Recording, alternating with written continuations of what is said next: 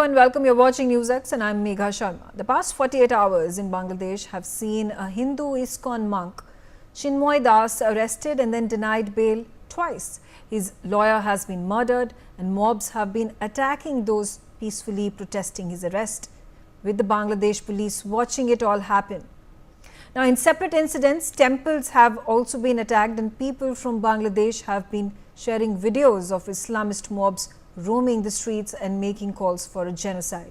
India has sent a strong message to Bangladesh calling on Mohammed Yunus government to ensure safety of Hindus. The Bangladesh government in return is in denial, claiming India's understanding of the situation, where it has accused the temple priest of sedition and calling it misconstrued.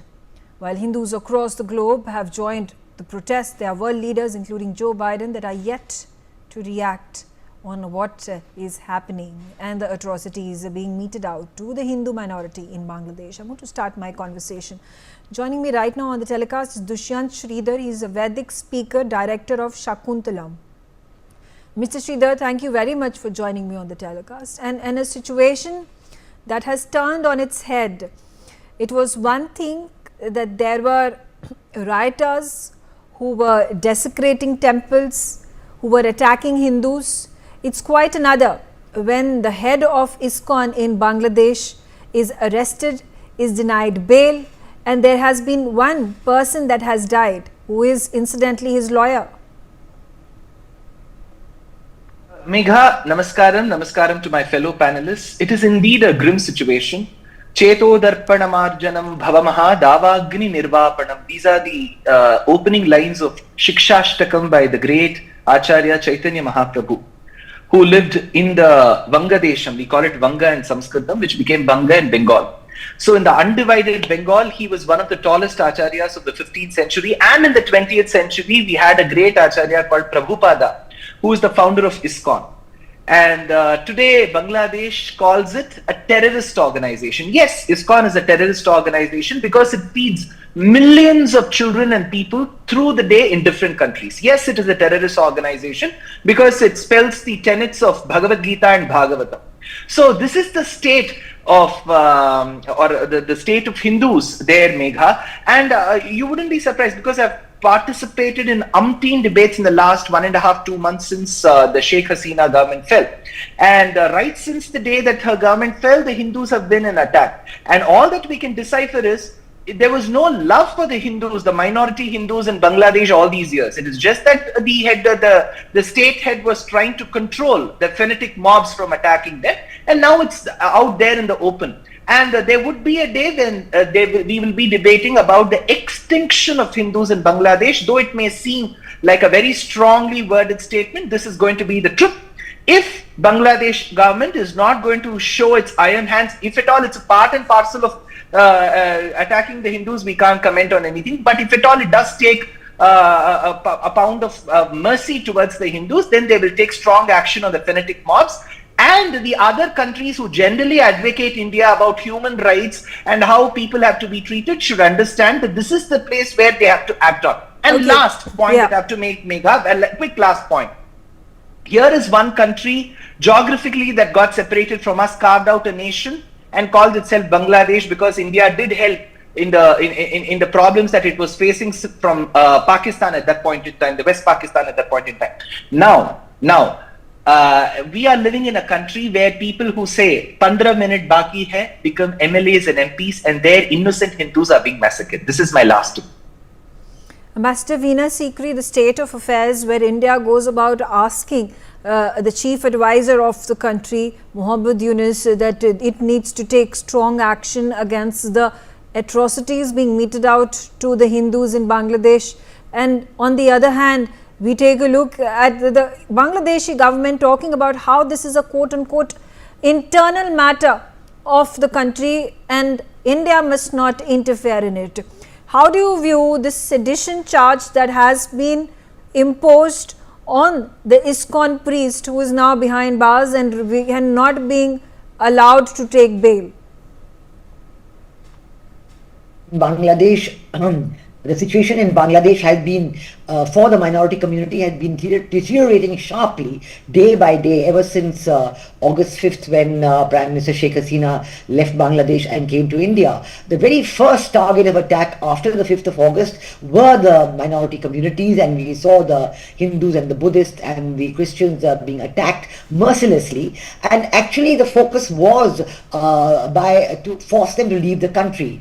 And I think that the Jamaat-e-Islami, this is what they have always wanted, because you must understand that we may have what is called an interim government in Bangladesh and Professor Muhammad Yunus, who's a Nobel laureate, at the head, but we all know that the real force behind this government is the Jamaat-e-Islami and even the Hizb ut-Tahrir, which are radical Islamist organizations. And right from 1971, the Jamaat-e-Islami has always, even in the atrocities and genocide that they participated in with Pakistan, on the intellectuals, on the Hindus, on the Bengali-speaking people of Bangladesh, that their message to the Hindus was leave the country, leave the country. Even now, after 5th August, the message was leave the country. The message to in Khadrachari, when they attacked them with the army in tow in September this year, message was leave the country. So this is their target. But I think we must give the full marks to the younger generation of the minority communities in Bangladesh, that they have stood their ground. And they have said, no, we are citizens of this country, we want our rights. And actually, Chinmoy Prabhu was leading the Sanatani Jagan Jot in Bangladesh, and they have made a very simple 8-point demand for the Bangladesh government for the protection of minorities, and which included things like having a law for the protection of minorities, having a ministry for the protection of minorities, actually catching all the perpetrators who have been looting and raping and killing the minority communities since August the 5th, making sure that justice is done to all those people who have suffered grievously since August the 5th. It's a very simple demand, but the protests were not allowed, they were attacked. And then when the attack took place, instead of the authorities targeting the attackers, they are targeting the victims. And they have arrested Chinmoy Prabhu and they're charging him with sedition. Now this is a very serious charge, and the only reason for this charge is that according to them, the national flag of Bangladesh was in a lower position and a yellow flag was above it. And I think this has also been completely denied. I don't think there's any kind of even of this. But I must say that what has happened after this, that the focus now in Bangladesh is only on the killing of the Muslim lawyer, and the case now is being made out to ban ISKCON. Now this is absolutely unbelievable and unacceptable, because ISKCON is known worldwide. Even in Bangladesh, right from 1971, there was the Ramakrishna Mission and the ISKCON, which are the two organizations which gave succor to all the people who were suffering. They gave them food and shelter and clothes, and now they're being called a terrorist organization. I do not know on what basis, and certainly the presence of ISKCON worldwide and their activities worldwide are known all over the world. So there should be complete outrage at this when even the Union Minister Giriraj Singh has made a very strong statement. Pawan Kalyan in Andhra Pradesh has made a very strong statement, Deputy Chief Minister. So there is growing outrage in India about this situation in Bangladesh. Unfortunately, I don't see a growing outrage across the globe over the world leaders. The United States of America, what is it doing? Germany, what is it doing? There are other world leaders who at the drop of a hat chastise India, attack India, preach India when it comes to the human rights issues, when it comes to the minority issues. But here we have it in Bangladesh, the neighbor of India, where Hindu population has reduced drastically right from 1971 up until 2024, but no such comment being made, except for the one lone comment that came from Donald Trump when he was campaigning in the run-up to the US presidential election. Joyita, this is what happened in Bangladesh 2 days ago is shocking. Number one, an ISKCON priest has been put behind bars. The charge against him is of sedition. He has not been given bail, despite him attempting to get bail twice over. His lawyer gets killed. There have been some 200 people who have been detained. They have not been arrested. There has not been an official complaint that has been filed against them. They have been detained.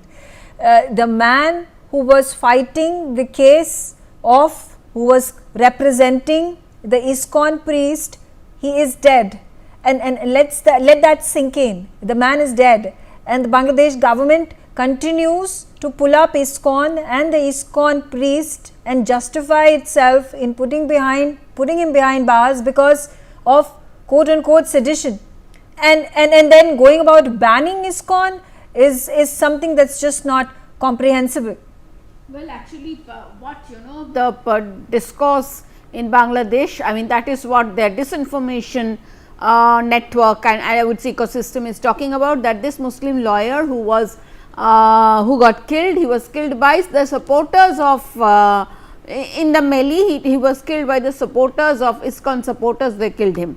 So, you see, they have turned the whole incident, whatever happened, on its head and just spreading lies left, right and center. They just need an excuse to ban ISKCON, whatever be the reason, and it is shocking because when you look at ISKCON's history, as Ambassador Sikri said, it is part of the Bhakti movement.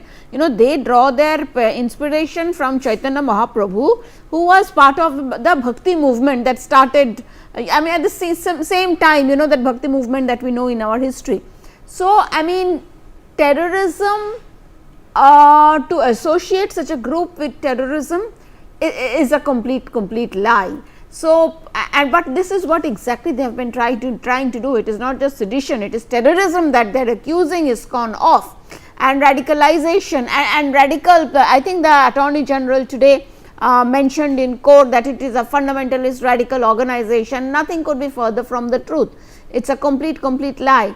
But why are they getting away with it? You are absolutely right when you say that why are they getting away with it. That is because worldwide there is a perception, especially in the Western world, that this particular guy, this character called Muhammad Yunus, who got a Nobel Peace Prize by possibly paying off and Bill Clinton, the perception is that he has Biden administration's backing.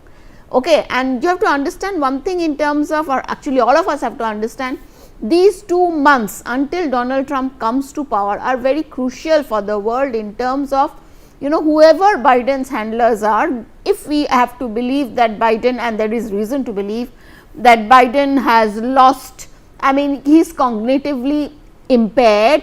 If that is the case, then the men surrounding Biden are pursuing a scorched earth policy. I mean, destroying, burning everything that they can on their way out, so that they are going to leave a mess in Trump's hands, and that Trump is unable to function right from day one, be it in the Ukraine war, be it in India, be it in its handling of India, be it in India's neighborhood. They are destroying everything. So, it will be foolish on our part to even expect that they are going to say anything about or even ask Muhammad Yunus to control the situation. If we have seen the State Department briefings with the press that come, whenever those questions are asked, the spokesperson says, yes, we are looking at it, next person please. So, that is what they are not even willing to talk about it. So, no, we cannot expect anything. That is why I say these 2 months Yunus has been given a free hand, and God only knows what he is going to do in these next 2 months, and the thing is that we should be actually very scared. Major General G.D. Vedi, you know, we as responsible journalists who have to decipher what is truth and find out what the truth is from the untruths that are floating around. And when it comes to the Bangladesh government, when it goes about in a writ petition telling the Court of Justice that we want to ban ISKCON, and because of the fact that ISKCON spreads violence, incites hate in the country, it is a fundamentalist radical organization. I think this moment in the history of Bangladesh and the judiciary of Bangladesh should be a turning point where India needs to put its foot down. Hindus across the globe need to put their foot down and say that this is absurd, this is unwarranted, This is a unilateral jurisdiction that is being controlled by the fundamentalists and the Islamist radicals that at this point of time are running the government and have the gumption of calling a peaceful religious commune, a congregation, an organization such as ISKCON that has followers, not just Hindus across the globe, but people of all communities, all religions, all regions who have participated, who have become part of the ISKCON movement as we see it today. Well, Megha, first and foremost, what's happening in Bangladesh today should not come as a surprise, because after the exit of Sheikh Hasina government on August 5, it was quite evident that what are the forces that are going to call shots in Bangladesh, and that's exactly what is happening. I fought 1971 war and I saw as to what the Hindus' condition was then. Hindus are always marginalized, but today the situation is latent, is up in the open. It was done bit discreetly, but today it is done very openly, and there are certain reasons for it. First and foremost, we are finger pointing at Muhammad Yunus. Well, he is just a dummy, he is a proxy.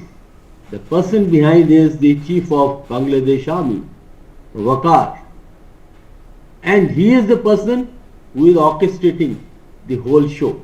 So therefore, it is because he is actually propagating these radical fundamental forces, because I have seen Bangladesh army, it's a very effective organization. In case they mean business, they can stop this nonsense in days, but that's not happening because they're complicit to the whole show. And let's also see the larger picture, how Bangladesh is closing up with Pakistan, how the first ship after 53 years has docked in Chittagong, how Bangladesh is bypassing India and doing the trade through Maldives. Now these are all the bigger signs. So all I can say is three very important things.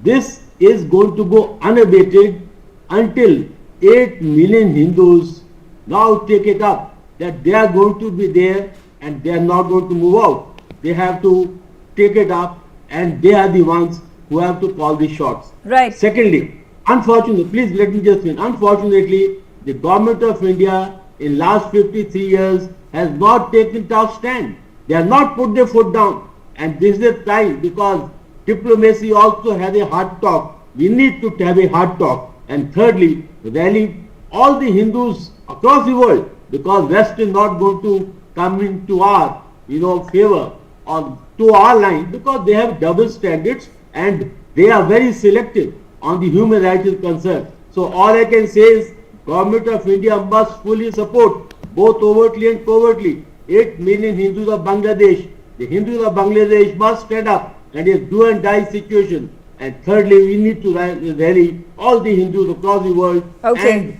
know that this is what is going on. It's genocide, it's extinction of Hindus, and I think it's an ethnic cleansing that is going on. Dushyant Sridhar, coming back to you and talking about how the Attorney General even suggested just a few weeks ago that the word secular needs to be removed from the Bangladeshi constitution, which has 90% of its population Muslim. And then you have targeted attacks on the ISKCON temple priest. There's a targeted attack on the ISKCON organization, raising questions on its origin, on its faith, on its motives, talking about how it is a quote-unquote fundamentalist, radical, religious organization since its inception, is what the claim of the government of Bangladesh itself is. Now, in a situation such as this, how do you think, is there a possibility, because ISKCON temples are spread out across the globe, there is power in numbers, can there be a strong campaign and a charter be put out to seek help from organizations, from forums and countries themselves in actually putting out the truth against the tyranny of the Bangladeshi government that is being supported wholeheartedly by the judiciary itself? I did listen to the quick talks and points made by Veena ji and Dwivedi ji, And they have made their points very fairly and squarely. See, the thing is, it should not just stop with our media discussions and demonstration marches. It should hurt the government of Bangladesh where it will hurt them the most. I feel software services, if at all Indian companies are supplying, they should stop. There should be no more transactions with respect to cricket. There should be no more transactions. See, it is about ethnic cleansing, as Dwivedi ji rightly put. Because it is about ethnic cleansing. It is Hindus will go for an extinction. Temples, and you know, there have been calls, there have been marches. I just saw the videos where they shout stating that ISKCON is a terrorist organization. Probably they need to redefine the word terror to even understand what terrorism is. When ISKCON has been feeding people throughout the world, and when you have Steve Jobs state about the contributions made by ISKCON, and here is one country and the mob that is calling ISKCON a terrorist organization. What an irony. I think there has been a 1 billion plus trade of cotton from India that is used by Bangladesh to make garments. I think that should stop. It should hurt them the most. When you want to cleanse people, we did let this happen to our Kashmiri Pandits in 1990s, Megha. We should not let this happen to the Bangla Hindus of Bangladesh anymore. We should not be witness to this. When we are in the world of social media, when small things, when all eyes are on Rafah, why shouldn't the Bollywood actors not tweet about this right now? Absolutely. Very pertinent question raised over here. Ambassador Veena Sikri, how do we propagate this? How do we tell the world about this? And you know, charity begins at home. What do you think the government of India is lacking in ensuring the safety and security of Hindus in Bangladesh? I think government of India has to take very firm action, and I must say quite clearly, Megha, that it's only now under Prime Minister Modi that the government of India is taking up these questions. You know, before that, I can tell you, because I was there from 2003 to 2006, I saw the difference, and there really was no effort at all to raise in any way the problems of Hindus that were there. And it's only after we saw, you know, when the elections took place in 2001, at that time it was a Prime Minister Atal Bihari Vajpayee, and we did raise, at that time there were attacks on the Hindus immediately after the voting by the BNP people who said that they have voted for the Awami League and that's why, you know, they were being attacked. We did take it up, but after that we never took up anything between 2004 and 14, and now we have been taken up. We know our Prime Minister has spoken from the ramparts of Red Fort, he has spoken to President Biden about it, and he has spoken directly to Mr. Mohammed Yunus also about it. But this must be done again. That was in August when he did it. Now again this has happened, and I agree with what Sridhar has said, that there is a question and a need to look at the actions, because the Bangladesh media is not covering it at all. Together with the completely false reporting on Chinmoy Prabhu's you know, the meetings he led and the action that was taken, there is also a complete clampdown on journalists in Bangladesh, and worldwide there is a protest now, because since August hundreds of journalists have been deprived of their jobs, they've been thrown out of their jobs in various channels, boardrooms of media houses have been taken over, and you know, there's a complete clampdown. Journalists are now in jail, they're being accused of murder, and in fact that is why there is no reporting happening in Bangladesh. And if there's no reporting happening, you might have a totally different picture painted there by the people. So I think both on social media, it's very good that channels like yours are taking this up so strongly. This must continue, and on social media itself there should be campaigns, and we have to take very strict considered action on what we need to do about the future of trading, economic and other relationship with Bangladesh, because this just cannot continue. Okay. And this is something that is Jyoti Basu, it's here when we talk about the helplessness that we feel as citizens of India, as the Hindus of India and people and Hindus across the globe,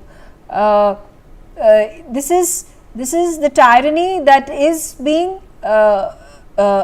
you know, wholeheartedly, tacitly being supported by one superpower of the world, which is the United States of America. Do you think things could turn in favor of India if when Donald Trump is going to come to power, or does it make his task even more difficult because there is already a government led by the radicals and Islamists that has been installed, and then it becomes, it's a process for reform to take place, election to happen, allowing for democracy to be reinstated in the country. Well, all that talk about reform and elections taking place, it's basically a sham, nothing more than that. According to their constitution, they were supposed to have an election inside 3 months of the removal from power of whoever was the prime minister at that point of time. 3 months have come and gone, there is no such thing, and what they are talking about right now is, we are going to have a reform process, and after that we will have election. So, basically what exactly is the reform process? There is a lot of talk about, yes, we are having reform, but ultimately whatever is going on in Bangladesh is actually a means of ensuring that a particular person favored by the United States, and of course with the backing of the army over there, that they have all been co-opted, basically even the army has been co-opted, if you ask me, so that this government continues as long as it can. But do you see, the problem with India is that this is right now right next door to India. I mean, India is a Hindu majority country, so it is but natural that India is expected to speak up, and if you are looking at it, it's only except for Nepal, I guess this is the only Hindu majority country that the world has. So, why aren't we speaking up? Now, the problem with our system is that our establishment is that, and I am talking primarily about the diplomats and all that, they are all into status quo. I do not know whether this is this kind of a silence, except for one statement once a week. No, I think initiative is being shown towards taking any action. Why is it that that recent match that against with Bangladesh that happened, why was it allowed to continue? Why haven't we blocked all the trucks that are going into Bangladesh, that Benapol Petrapol border on India Bangladesh border, why haven't we done anything like that? So, at the highest government level, it is time they took away the this policy of the way this Bangladesh should be handled from the juniors, and it is should be decided at the highest level that it is time to punish Bangladesh. We are not going to war, we are not trying to create an enclave where we are trying to create an independent country of, that is what the demand is from among a lot of people. The least you can do is take punitive measures, make them suffer, so that the street riots and the street uprising starts against the Yunus government. That at least we can do. Dushyant, beg your pardon, Major General G.G. Dwivedi, coming to you and quickly your point, and there has been strong action that has been taken by the Bangladesh government under Yunus. Right after the indictment of Adani group of companies happened, Bangladesh was very swift in pulling out of the infrastructure deal that had been held between Adani and the Bangladeshi government. So why is India so hesitant in taking strong action? Well, Megha, I'll make 3 quick points. First and foremost, it's time to act. I think talking is not required, and Mr. Dushyant made a very pertinent point that Bangladesh needs to get hurt, and they have wondered ways and means to do it. I don't have to spell it out. I think our diplomats, our politicians know it. Secondly, there is need for political will. Until you show the political will, things are not going to improve. And thirdly, please understand that we are aspiring to be a global power. If we are looking to sort out a neighbor to America or to West, I think it's not acceptable. If you want to be a global power, then please take action and show it. I think we need to sort out Bangladesh and let them be very clear that if they don't mend their ways, then they will have to pay the price, and that price will be exorbitant. That's the message that need to go. And the last word is, we need to stand by the Hindus of Bangladesh. Who else will? Otherwise, I think we are failing as a nation. Megha. Okay, I'm out of time. I thank all of you for joining me on the telecast and sharing your thoughts on this very sensitive subject. On that note, I slip into a short break. Thanks for watching NewsX.